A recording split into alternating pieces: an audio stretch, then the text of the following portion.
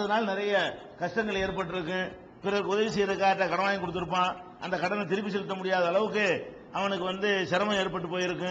இது மாதிரி கொஞ்சம் ஏதோ நல்லவனா வாழ நினைத்து சில சுமைகளை அவன் சுமந்திருப்பான். அதனால ஏற்பட்ட கஷ்டத்தினால என்ன பண்றான், அந்த கடன்காரன் தப்பிக்கிறதுக்காக வேண்டி, வீட்டில் உள்ள நிம்மதி இல்லாத காரணத்துக்காக வேண்டி செத்து தொலைச்சிருவோம் அப்படின்னு செத்தும் போயிடுறான். சாவதற்கு முயற்சி. இதெல்லாம் இந்த குழப்பத்தினுடைய விளைவு. என்னென்னத்தினால எல்லாம் குழப்பம் வருதுன்னு முதல் பார்த்தோம். இந்த குழப்பத்தினால என்ன ஏற்படும் கேட்டா, கடவுள் இல்லைங்கிற ஒரு நிலைமை ஏற்படும். கடவுள் இருக்கிறான்னு ஒத்துக்கொண்டு தப்பு நம்ம அவ்வளவு பர்ஃபெக்டா நடக்க தேவையில்லை, சும்மா ஒரு அளவுக்கு கடவுளை வச்சுக்கிறோம். இந்த அவன் வச்சுக்கிறவன் நம்மளும் வச்சுக்கிறோம். அவனும் அடுத்த ஒரு தான் தொழுகிறான், அவன் பெருனா மட்டும் தானே தொழுகிறான், அவன் தலையை தொப்பி மட்டும் போட்டுக்கிறான்ல, நம்மள அந்த அளவுக்கு வச்சுக்கிட்டு மற்றபடி நம்ம இஷ்டப்படி வாழ்ந்துக்கிறோம்.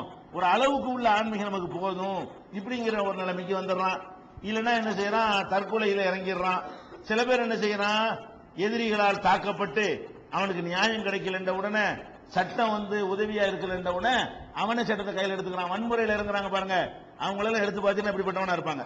இந்த வன்முறை, இந்த குண்டு வைக்கிறவன், அந்த தாக்குறவன், நக்சலைட் அப்படி இப்படின்னு பலரும் சொல்றாங்களே, இவங்க எல்லாம் யாருன்னு எடுத்து பார்த்தீங்கன்னு சொன்னா என்னவா இருப்பாங்க, இவங்க நிறைய இவங்களுக்கு மேல உள்ள ஆதிக்க சக்திகளால் பாதிக்கப்பட்டிருப்பாங்க. அரசாங்கத்திலிருந்து உங்களுக்கு நியாயம் கிடைச்சிருக்காது, காவல்துறையிலிருந்து நியாயம் கிடைச்சிருக்காது, நீதிமன்றத்தில் நியாயம் கிடைச்சிருக்காது, எல்லாம் சேர்ந்துக்கிட்டு அநியாயக்காரர்கள் பக்கமே நிற்பாங்க. அப்ப என்ன பண்ணுவான், இவங்களை நம்பி வேலையில நம்மளே கையில கட்டி எடுப்போம், நம்மளே குண்டு எடுப்போம், நம்மளே துப்பாக்கி எடுப்போம் அப்படின்னு சொல்லி இந்த ஆயுத கலாச்சாரத்தை நோக்கி ஒரு மனிதன் போறான்னு சொன்னா கூட அதுக்கெல்லாம் என்ன காரணம், இவன் எல்லாம் நல்லவனா இருந்திருப்பான். இந்த ஆயுதத்தை தூக்குறவன் எல்லாம் எடுத்து பாத்தீங்கன்னா அவன் எல்லாம் ஏதோ நம்ம வேலை உண்டு ஒரு நல்ல மனுஷனாக வாழ நினைச்சவனா தான் இருப்பான். நல்லவனா வாழும் பொழுது அவனுக்கு துன்பங்கள் வருகிறது. அதிலிருந்து மீட்க வேண்டிய ஆட்சியாளர்கள், அதிகார வர்க்கம் அவனுக்கு அநீதி இழைக்கிறார்கள்.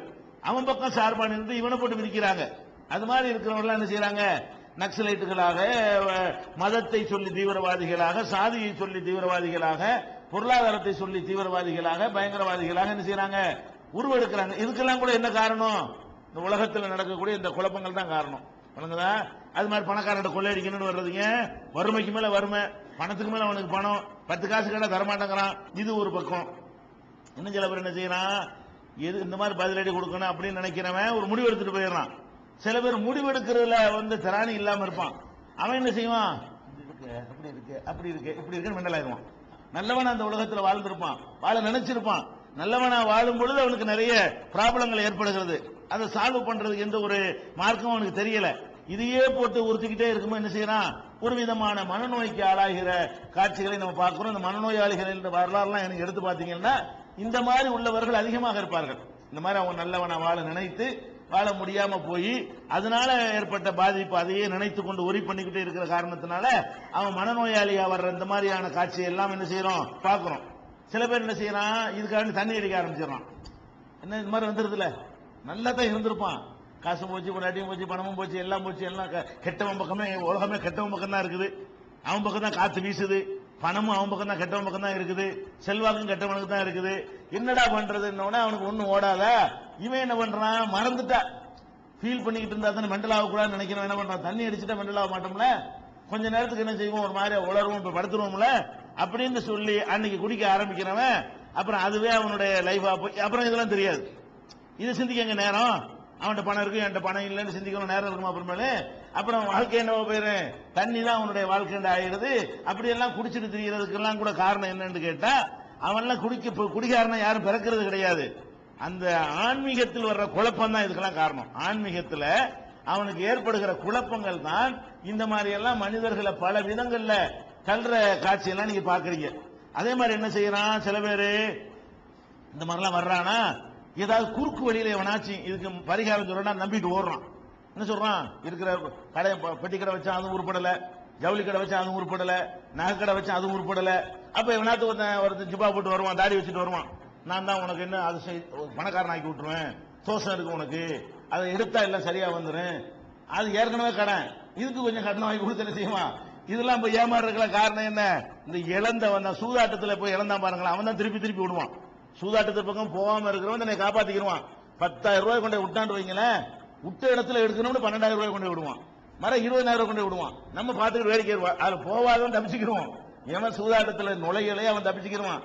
எவன் இப்படி எல்லாத்தையும் இழந்துகிட்டே போயிட்டே இருக்கிறான், அவன் என்ன செய்வான்னு கேட்டா, இன்னும் கொஞ்சம் ஒரு 1 லட்சம் தானே செலவு பூஜைக்கு, இந்தா பணக்காரன் கூட எப்படியாவது அப்படின்னு சொல்லிட்டு எவனாவது வந்து பரிகாரம் செய்யறேன்னு வந்தா அதை நம்பிக்கிட்டு போய் ஏமாறுற கேஸ் எல்லாம் யாருன்னு பாத்தீங்கன்னா அவன் எல்லாம் இழந்திருப்பான்.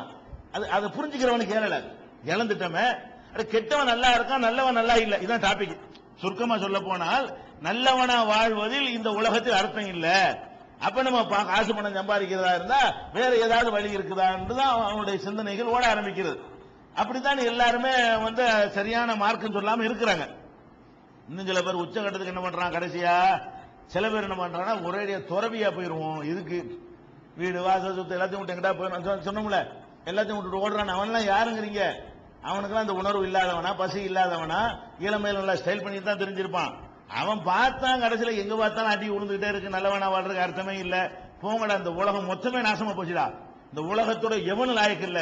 பொண்டாட்டி சரியில்லை, புள்ள சரியில்லை, புருஷன் சரியில்லை, அண்ணன் சரியில்லை, தம்பி சரியில்லை, தலைவன் சரியில்லை, அரசாங்கம் சரியில்லை, எதுவும் சரியில்லைன்னு சொல்லிட்டு என்ன செய்வான், நான் மட்டும் தனி, எல்லாம் கெட்டு போச்சு, நாசமா போச்சு அப்படின்னு நினைத்துக்கிட்டு ஓடி போறதுனாலதான் எது ஏற்படுது, இந்த எஸ்கேபிசம், சூபிசம், துறவரம், அது மாதிரியான ஒரு சித்தாந்தங்கள்லாம் ஏற்படுறதுக்கெல்லாம் காரணம் என்ன? இதுதான் காரணம், அடிப்படையான காரணம். அப்ப நம்ம இதுல வந்து இது மாதிரியான உணர்வு எல்லாருக்குமே இருக்குது. இந்த மாதிரியான உணர்வு என்ன இருக்கு, எல்லாத்துக்குமே இருக்கிறது. அப்ப இதுக்கு என்ன ரெமெடி, இதுக்கு என்ன தீர்வு என்ன? இப்ப உலகத்துல பாக்குறோம்ல, நெசமா இறைவன் தான் என்ன செய்யணும், நல்லவனு தான் நல்லது செய்யணும், கெட்டவன் தானே கெட்டது செய்யணும், நல்லவனா வாழ்றவனுக்கு இது கஷ்டத்துக்கு மேல கஷ்டம் அப்படிங்கிற மாதிரி ஒரு எண்ணம் நமக்கு வரும் பொழுது எதுக்கு நல்லவனா வாழணும் என்கிற ஒரு கேள்வி வருதா இல்லையா? இந்த கேள்விக்கு சரியான விடையை சொல்லிட்டோம்னு சொன்னா அது எல்லா குழப்பமும் தீர்த்து போயிடும்.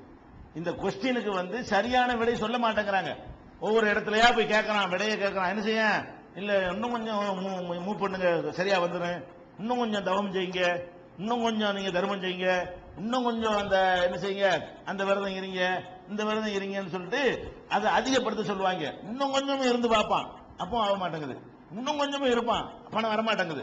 அப்ப இவங்க என்ன செய்யணும், யதார்த்தம் என்ன, நல்லா கண்ணுக்கு முன்னாடி தெரிகிற ஒரு உண்மை என்னன்னு கேட்டா, நல்லவன் கெட்டவங்கிறத பார்த்து ஒண்ணுமே வர்றது இல்ல. நல்லா தெரியுது. எவ்வளவுதான் நல்லவனா வாழ்ந்தாலும் அவனுக்கு நோய் வராம இருக்குமா? நல்லவனுக்கு நோய் வருது, கெட்டவனுக்கு நோய் வருது. எவ்வளவுதான் நல்லவனா இருந்தாலும் அவனை வறுமை இல்லாம செல்வமா இருப்பானா? அப்படி இருக்கிற மாதிரி தெரியல. நல்லவனா இல்ல புள்ள குட்டியோட பெற்றவன்லாம் நல்லவனுக்கு எல்லாம் புள்ள குட்டி, கெட்டவனுக்கு எல்லாம் புள்ள குட்டி இல்ல, அப்படியே ஏதாவது இருக்குதா?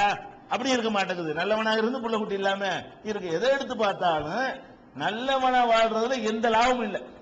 இந்த உலகத்தை அப்படி பார்த்தோம்னு சொன்னா நல்லவனா வாழ்றது என்ன லாபம்? நான் நல்லவனா வாழ்ந்து எனக்கும் புள்ள இருக்கு, கெட்டவனா வாழ்ந்து அவனுக்கும் புள்ள இருக்கு. நான் நல்லவனா வாழ்ந்து எனக்கு பணம் இருக்கு, கெட்டவனா வாழ்ந்து அவனுக்கு பணம் இருக்குது. எதுக்குடா நான் நல்லவனா வாழணும் அப்படிங்கிற மாதிரியான ஒரு எண்ணங்களுக்கு மனிதர்கள் ஆளாகும் பொழுது இந்த நோய்க்கு சரியான ஒரு மாற்று மருந்தை கொடுக்கணுமா இல்லையா? அது கொடுக்கிறதுக்கு குழப்பம் இல்லாத, முரண்பாடு இல்லாத, பொய் கலக்காத உண்மையான ஒரு தத்துவத்தை உலகத்துக்கு சொல்லணும். இஸ்லாம் என்ன சொல்லுது? இஸ்லாம் அற்புதமான தீர்வு சொல்லுது. என்ன சொல்லுதுன்னா, இதுக்கெல்லாம் தீர்வு என்ன? முதல்ல என்னன்னு கேட்டா, இதை இஸ்லாமே நமக்கு சொல்லி தந்துருது. இப்ப நான் சொன்னது இஸ்லாமே சொல்லுது. என்ன சொல்லுது? அடே வறுமை வரும், உனக்கு கஷ்டம் வரும், அப்படிதான் இந்த உலகத்தை படைச்சிருக்கிறேன் அப்படின்னு சொல்லி இன்னமும் என்ன செய்யுது, நமக்கு அந்த சந்தேகத்தை அதிகரித்து விட்டு கடைசி இஸ்லாம் நமக்கு தீர்வு சொல்லுது. எப்படி அல்லாஹ் சொல்றான்னு பாருங்க.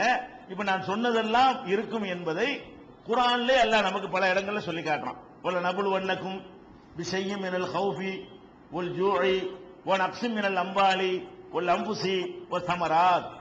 உங்களை நம்ம சோதிப்போம் அல்லாஹ் சொல்றான். நீங்க உங்களை நம்ம சோதிச்சு பார்ப்போம். எப்படி எல்லாம் சோதிப்போம்? அச்சத்தை கொடுத்து சோதிப்போம், பசியை வறுமையை கொடுத்து சோதிப்போம், உயிர்களை குறைத்து பலி கொடுத்து பலி வாங்கி சோதிப்போம், பயிர் பச்சைகளுடைய உற்பத்திகளை குறைத்து அதன் மூலமா நம்ம சோதிப்போம். இந்த மாதிரி எல்லாம் கண்டிப்பா உங்களை சோதித்து கொண்டே இருப்போம் அப்படின்னு குர்ஆன்ல 2வது சூறாவுல 155வது வசனத்தில் அல்லாஹ் சொல்றான். அல்லாஹ்வே என்ன சொல்றான்னு கேட்டா, நீ நல்லவனா இருக்கா நம்ம உன்னை பணக்காரன் ஆக்க மாட்டேன், நீ பொய் வாக்குறுதி இஸ்லாம் தரவே இல்லை, நீ எந்த அளவுக்கு நீ கடவுளுக்கு உன்னை அர்ப்பணிக்கிறாயோ அந்த அளவுக்கு நீ ஆகா ஓகண்டு இருப்ப அப்படின்னு பொய்யான வாக்குறுதிகள் தருவாங்க. அது பொய்யான வாக்குறுதிங்கிறது நம்ம கண்ணு முன்னாடி பார்த்து தெரிஞ்சுக்கலாம். அந்த வாக்குறுதி நிறைவேற மாதிரி தெரியல, கெட்டவன்லாம் நல்லா இருக்கிறான், அது பொய்ன்னு நமக்கே தெரியுது. அல்லாஹ் என்ன செய்யறான்னு கேட்டா, மனிதர்களை பொய்யான வாக்குறுதி தரமாட்டேங்கிறான். எந்த தொழுகையாளியா இருந்தா நீ பணக்காரனா போக வேண்டிய எங்கேயாவது ஒரு கேரண்டி இருக்க மார்க்கத்துல இல்ல. நோன்பு வச்சுக்கிட்டு இருந்தீங்கன்னு சொன்னா உங்களுடைய கவலையே வராது, நோய் வராது. புள்ள 10 வருஷம் புள்ள இல்லாம இருக்குதா, ஒரு வருஷம் நோன்பு வச்சு பாரு புள்ள வருந்துரும் அப்படிலாம் சொல்ல முடியுமா? இஸ்லாத்தின் பேரால் செய்கிற எந்த ஒரு வணக்கத்தின் காரணத்தினாலையும் நீங்க உலகத்துல நல்ல ஒரு இம்ப்ரூவ்மெண்ட் கிடைக்கும்லாம் கேரண்டி கிடையாது. எதுலையும் காசுலயோ பணத்திலையோ ஆரோக்கியத்திலையோ வேற எதுலையுமோ இம்ப்ரூவ்மெண்ட் இருக்கும் என்று எந்த விதமான கேரண்டியும் கிடையாது. அப்ப அல்லாஹ் என்ன சொல்றான், உங்களுக்கு உங்களை சோதிக்கத்தான் செய்வேன், காசை புடுங்குவேன், வறுமையை கொடுப்பேன், புள்ள குட்டிகள்லாம் எடுத்துக்கிறவன், பயிர் பச்சைகள்லாம் காஞ்சி போக வச்சு விவசாயத்தெல்லாம் காலி பண்ணுவேன், இப்படி எல்லாம் நான் உங்களை சோதிப்பேன் அப்படின்னு குர்ஆன் சொல்லுகிறது. இன்னொரு இடத்துல அல்லாஹ் சொல்லுகிறான் 3வது சூராவுல 186வது வசனத்தில் சொல்லி காட்டுகிறான், துபுல உன்னபி அம்வாலிக்கும் அம்புசிக்கும், உங்களுடைய செல்வங்களிலும் உங்களுடைய உயிர்களிலும் நீங்கள் பல விதங்களில் சோதிக்கப்படுவீர்கள். போல தஸ்மா உன்ன மினல்லதீன ஊத்துல் கிதாப மின் கபலிக்கும்,